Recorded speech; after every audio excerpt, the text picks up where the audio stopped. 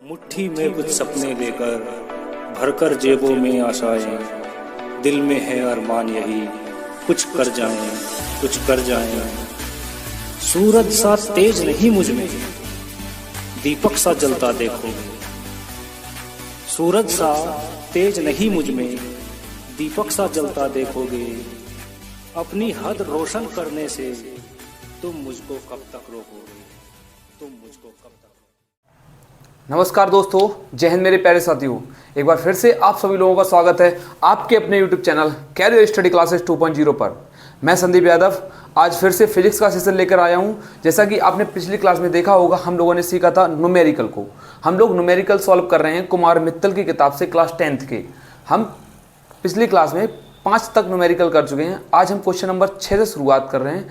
इधर उधर की बात ना करते हुए आते हैं अपने टॉपिक पर। क्वेश्चन नंबर 6 आप लोगों की स्क्रीन पर दिख रहा होगा। चलिए उसको पढ़ने की कोशिश करते हैं। क्वेश्चन नंबर 6 है, एक अवतल दर्पण की वक्रता त्रिज्या 7 सेंटीमीटर है। एक अवतल दर्पण है जिसकी वक्रता त्रिज्या दी हुई है 60 सेंटीमीटर। 4 सेंटीमीटर लंबी एक वस्तु दर्पण से 45 सेंटीमीटर दूरी पर रखी हुई है। उसकी प्रतिबिंब की स्थिति ज्ञात करनी है। चलिए देखते हैं क्वेश्चन नंबर 6 को। क्वेश्चन नंबर 6 हमसे बोला है कि आर का मतलब वक्रता त्रिज्या दी हुई है 60 सेंटीमीटर। वक्रता त्रिज्या दी हुई है 60 सेंटीमीटर। आपको पता है अवतल दर्पण की वक्रता त्रिज्या कैसी होती है, माइनस, शायद उस तरफ थोड़ा कट रहा है, मैनेज करना आप। वक्रता त्रिज्या दी हुई है 60 सेंटीमीटर और उसके बाद अगर वक्रता त्रिज्या से और फोकस दूरी के बीच में हमें रिलेशन पता होता है F बराबर R/2। F बराबर R/2 अगर यहाँ से सॉल्व करेंगे तो हो जाएगा 60/2, यहाँ से निकल के आएगा -30 सेंटीमीटर फोकस दूरी F का मान। और उससे बात कहा गया है कि जो वस्तु कितनी ऊंची है, यानी कि O डैश का मान दिया हुआ है 4 सेंटीमीटर। O डैश का मान दिया हुआ है 4 सेंटीमीटर। और किताब और बुक में एक चीज और दी हुई है कि 45 सेंटीमीटर दूर एक वस्तु रखी हुई है, मतलब U का मान दिया हुआ है -45 सेंटीमीटर। सबसे पहले हमें इसमें ज्ञात करना है V का मान। V का मान निकालना मतलब प्रतिबिंब कहाँ पर बनेगा आपको पता है। 1/f बराबर फॉर्मूला होता है 1/v प्लस 1/u। हमें 1/b का ही मान निकालना है, तो 1/f का मान कितना है -30 बराबर 1/b प्लस 1/u का मान है -45। आगे जब सॉल्व करेंगे तो निकल के आएगा 1/b बराबर 1/30, क्योंकि ये चीज़ जो इधर माइनस की इधर लेके आएंगे प्लस की हो जाएगी। और इस चीज़ को चाहो तो डायरेक्ट यहीं पे कर लो। 1/-30, ये चीज़ इधर माइनस की रहेगी तो इधर आएगी प्लस की हो जाएगी। 1/45 बराबर 1/v। चलिए इसको आगे सॉल्व करते हैं। 1/b बराबर क्या निकल के आएगा, इन दोनों का एलसीएम लोगे तो एलसीएम आएगा आपको पता है 90। 45 और 30 का एलसीएम आएगा 90। 30 3 90 -3 और ये हो जाएगा 45 दूनी 90, यानी कि v का मान आएगा आपके हिसाब से -90 सेंटीमीटर। v का मान कितना आ रहा है -90 सेंटीमीटर। आपको पता है एक बात और, वस्तु की लंबाई तथा प्रतिबिंब की लंबाई को रेखीय आवर्धन कहते हैं। तो वस्तु की लंबाई हमें दी हुई है 4 सेंटीमीटर, तो O dash upon I dash बराबर -u/v। O डैश का मान कितना दिया हुआ है 4 सेंटीमीटर और I डैश का मान निकालना है। u का मान कितना आया -45 और v का मान -90। ये माइनस और माइनस प्लस हो जाएगा और ये फिर से माइनस कर देगा। 45 से कम 45, 45 दूनी 90, यहाँ से निकल के आएगा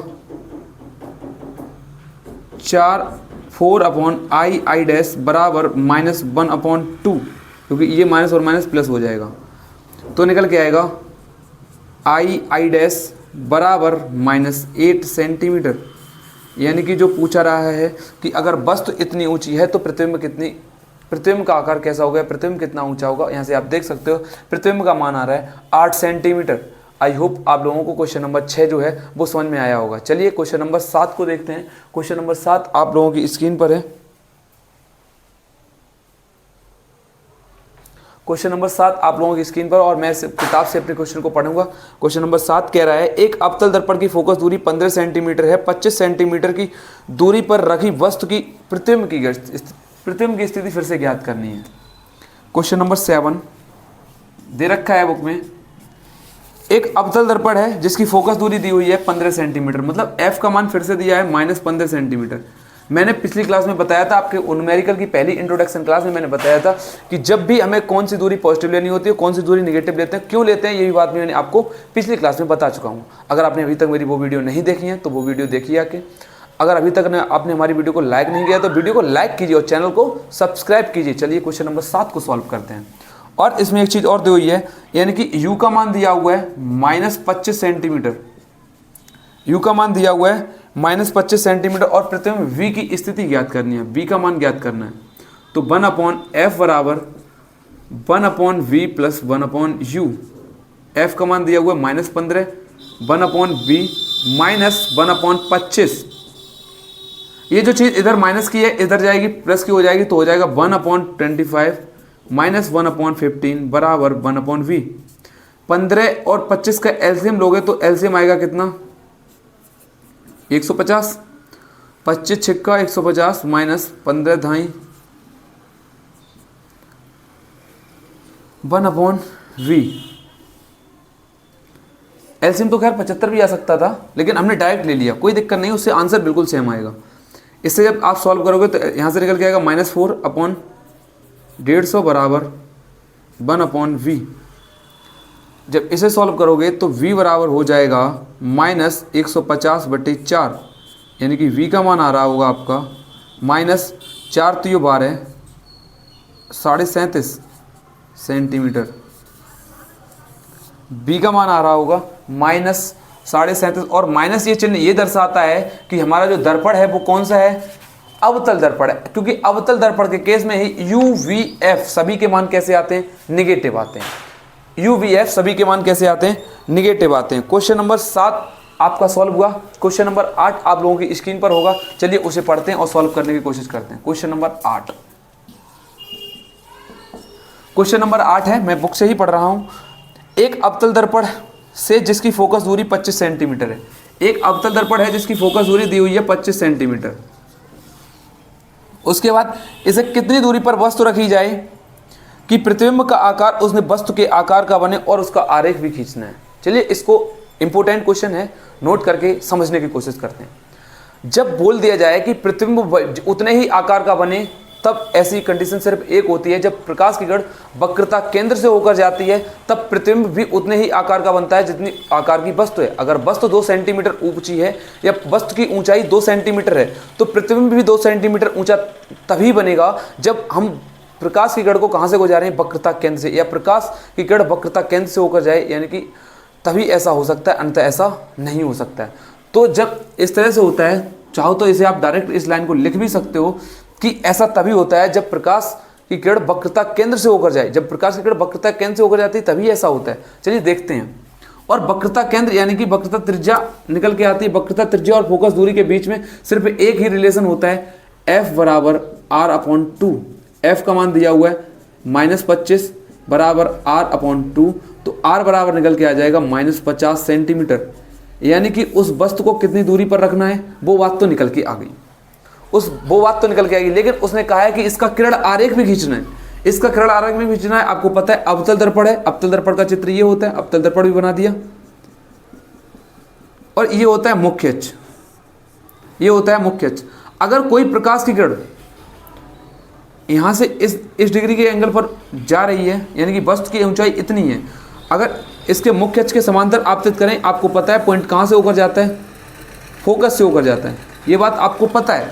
उसके बाद दूसरा पॉइंट क्या होता है, जब प्रकाश की किरण को वक्रता केंद्र से होकर भेजेंगे, यहीं पे पड़ता है वक्रता केंद्र, वक्रता केंद्र से होकर भेजते हैं, तब प्रकाश की किरण उसी माध्यम में वापस लौट जाती है, तब प्रकाश की किरण उसी माध्यम में वापस लौट जाती है जिस माध्यम से आ रही है।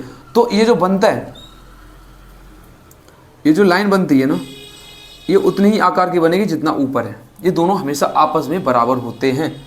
चाहो तो इसे एक तरीके से और भी बना सकते हो। किस तरह से, जैसे ये बना हुआ है एक अवतल दर्पण,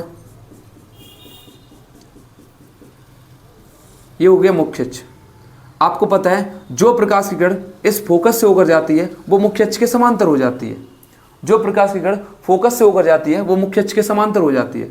अगर कोई किरण प्रकाश की किरण फोकस से होकर जाएगी तो वो मुख्य अक्ष के समांतर हो जाएगी। और जो प्रकाश की किरण वक्रता केंद्र से होकर जाती है वो उसी माध्यम में वापस लौट जाती है। ये अगर फोकस है तो इसका मान लो बस इतनी ऊंची है तो इसका वक्रता केंद्र यहाँ पे होगा, तो ये जिस माध्यम से आ रही है उसी माध्यम में वापस जाएगी। लेकिन जब मैंने प्रतिबिंब के बनने के नियम बताए थे आपको, तब उस समय मैंने एक बात बताई थी कि ऐसा तभी होता है कि जब प्रतिबिंब बनने के लिए कम से कम 2 नियम होना कंपलसरी है, और उसमें एक जो प्रकाश की किरण है वो मुख्य अक्ष के समांतर जानी चाहिए। जब प्रकाश की किरण मुख्य अक्ष के समांतर जाएगी तो आपको पता है वो कहाँ से होकर जाएगी, फोकस से होकर जाएगी। दूसरी कंडीशन इसके लिए ये है कि जब प्रकाश की किरण वक्रता केंद्र से होकर जाती है, ऐसा तभी होता है कि जब वो उतने ही डिग्री का या फिर उतना ही बड़ा कोण बनाए, इतना ही ऊंचा कोण बनाए जितनी ऊंची हमारी वस्तु है। ऐसा तभी होता है जब प्रकाश की किरण वक्रता केंद्र से होकर जाए। बस इतना ही सॉल्यूशन था इसका, और चाहो तो इसका आरेख ये वाला बना सकते हो। क्वेश्चन नंबर 8 तक हुआ। आई होप आप लोगों को समझ में आ रहा होगा। अगर समझ में आ रहा है तो वीडियो को लगातार लाइक करते रहिए और वीडियो को आप शेयर करिए, मैक्सिमम शेयर कीजिए। चलिए क्वेश्चन नंबर 9 को मैं कराऊं, आप चाहो तो स्क्रीनशॉट लो, उसके बाद करा रहा हूं।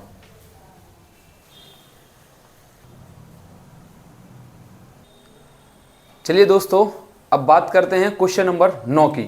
क्वेश्चन नंबर 8 तक हो चुके हैं आपके, क्वेश्चन नंबर 9 की बात करते हैं। क्वेश्चन नंबर 9 आप लोगों की स्क्रीन पर फ्लैश हो रहा होगा। चलिए आप क्वेश्चन नंबर 9 को पढ़ें और मैं पढ़ रहा हूँ।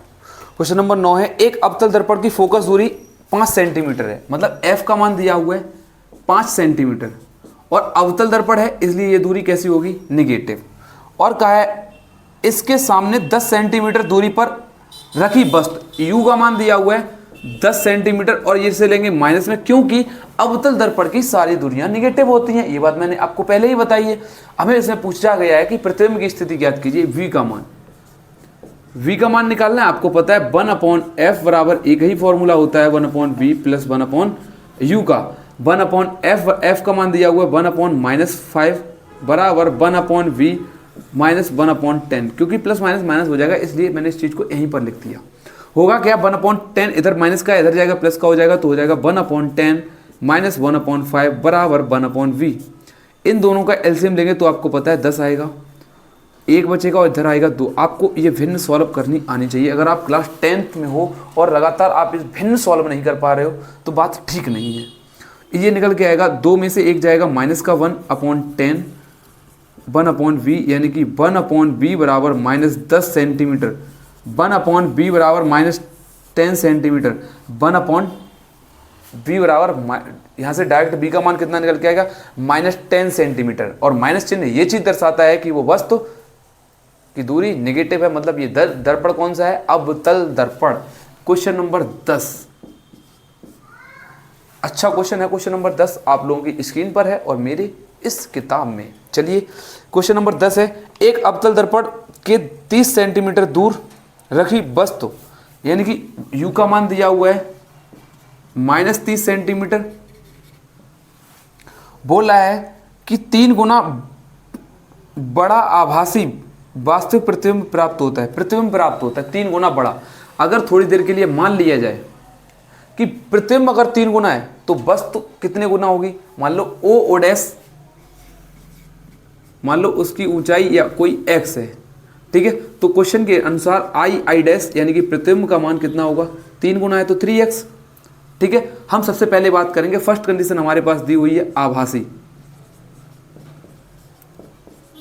आभासी स्थिति में क्या होता है, आप लोग पढ़े हैं, आप लोगों ने पढ़ा भी होगा, क्या होता है o dash upon i dash बराबर minus u upon v minus u upon v। ये बात आप लोगों ने देखी भी होगी और पढ़ी भी होगी। चलिए जब इसे सॉल्व करते हैं, o डैश का मान कितना है x, i डैश का मान कितना है 3x बराबर माइनस u का मान कितना है माइनस 30, और v का मान क्या है नहीं पता। x से x ये कट जाएगा तो b बराबर निकल के आएगा 90 सेंटीमीटर। 90 सेंटीमीटर मतलब आपको u का मान पता है, u का मान कितना है माइनस 30 सेंटीमीटर, और v का मान कितना आया 90 सेंटीमीटर। तो यहाँ से आप फोकस f का मान निकाल सकते हो। फॉर्मूला आपको पता है 1/f बराबर 1/b प्लस 1/u, यहाँ से आप निकाल सकते हो। तो क्या निकल के आएगा, चलिए सॉल्व करते हैं। 1/f बराबर 1/b, v का मान दिया हुआ 90 माइनस 1/30, इन दोनों का एलसीएम आप लोगों को पता है कितना होगा 90। यहाँ से निकल के आएगा इतना 1/f बराबर -2/90, इसे काटोगे 2 × 2 और 45 दूनी 90, यानी कि f बराबर कितना निकल के आएगा -45 सेंटीमीटर। कितना निकल के आएगा -45 सेंटीमीटर। मतलब जब आभासी स्थिति के लिए हमने इसे सॉल्व किया तो निकल के आएगा -45 सेंटीमीटर। लेकिन हमें क्वेश्चन में एक चीज़ और पूछी गई है, ये तो 45 आ गया ठीक है, यहाँ तक तो बात ठीक है, लेकिन क्वेश्चन ने कहा है वास्तविक प्रतिबिंब प्राप्त होता है। वास्तविक प्रतिबिंब भी ज्ञात करना, हमने सिर्फ अभी एक पॉइंट सॉल्व किया है आभासी के केस में। वास्तविक के केस में आपको सिर्फ एक बात याद रखनी है, वो चीज क्या है, दूसरा पॉइंट आपको निकालना है। वास्तविक स्थिति में ओ डैश का मान कितना है, ओ डैश का मान x, लेकिन आई डैश का मान यानी कि प्रतिबिंब का मान हमें -3x लेना होता है, क्योंकि वास्तविक प्रतिबिंब इसके नीचे बनता है। इस वाली कंडीशन से अगर देखा जाए तो दर्पण के इस वाले हिस्से में बनता है। जब इस वाले हिस्से में बनता है तो ये चिन्ह हमेशा माइनस का लेना होता है, इसलिए ये चीज़ हमें माइनस की लेनी होगी। उसके बाद इसी तरह से इसको भी सॉल्व कर देंगे। किस तरह से, देखो O dash upon I dash बराबर -u/v, क्या निकल के आएगा यहाँ से x अपॉन -3x बराबर -30/v। v का मान कितना है, b का मान नहीं पता है, x से x कट जाएगा, माइनस और माइनस प्लस हो जाएगा और b का मान निकल के आएगा -90 सेंटीमीटर, क्योंकि ये जो 3 है वो इधर जाएगा, गुणा होगा और माइनस का हो जाएगा। और u का मान कितना दिया हुआ, u का मान सेम है -30 सेंटीमीटर, और फॉर्मूला भी यही वाला लगेगा। तो इस बार हम डायरेक्ट लिख रहे हैं 1/f बराबर निकल के आएगा 1/v यानी कि -90 माइनस 1/30। तो इस क्या निकल के आएगा 1/f बराबर एलसीएम आएगा 90, यहाँ से निकल के आएगा -1 और -3। आगे जब सॉल्व करेंगे तो क्या होगा 1/f बराबर -4/90। आपको एक बात पता है, माइनस और माइनस की संख्या जुड़ जाती है लेकिन चिन्ह माइनस का ही रहता है। f बराबर निकालेंगे तो हो जाएगा -90/4। यहाँ से अगर 4 से इसे काटोगे, माइनस का चिन्ह ये दर्शा रहा है कि दर्पण कौन सा है, 4 दूनी 8, 1 बचेगा, 4 दूनी 8, दशमलव लगाओगे, 0 बढ़ाओगे, मतलब कि 22.5 सेंटीमीटर, 22.5 सेंटीमीटर आ रहा होगा आपका ये वाला आंसर। आई होप आपको क्वेश्चन नंबर 10 तक समझ में आया होगा। आप लोग देख पा रहे होंगे कि मैं लगातार आपको 5-5 करके आपको न्यूमेरिकल प्रोवाइड कराता चला जा रहा हूं। अगर आपको हमारा ये डेडिकेशन आपको पसंद आ रहा है, हमारा जज्बा अगर आपको पसंद आ रहा है, तो प्लीज़ वीडियो को लाइक करें और चैनल को मैक्सिमम सब्सक्राइब करें, ताकि आप लोगों के पास लगातार हमारी वीडियो आती रहे। चलिए मिलते हैं नेक्स्ट सेशन में, तब तक के लिए बाय, जय हिंद मेरे प्यारे साथियों, मिलते हैं नेक्स्ट सेशन में।